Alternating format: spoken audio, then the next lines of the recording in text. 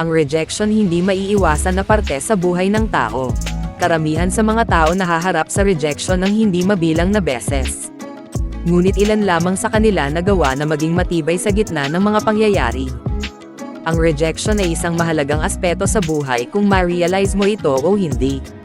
Bawat isa, napailalim sa rejection sa ilang punto sa kanilang buhay. Ang rejection ay nagsisilbi bilang isang paalala na lahat tayo ay tao lamang. Ang rejection ini-encourage tayo sumubok ng mga bagong bagay. Marahil ang landas na sinusundan nating tahakin upang maabot ang ating mga layunin ay ganap na hindi naaangkop para sa atin. O marahil may mas magandang paraan hindi pa natin nadiskubre. Ang rejection nagtuturo sa atin ng sariwang pananaw sa buhay. Nagbubukas ng pinto sa mga bagong posibilidad.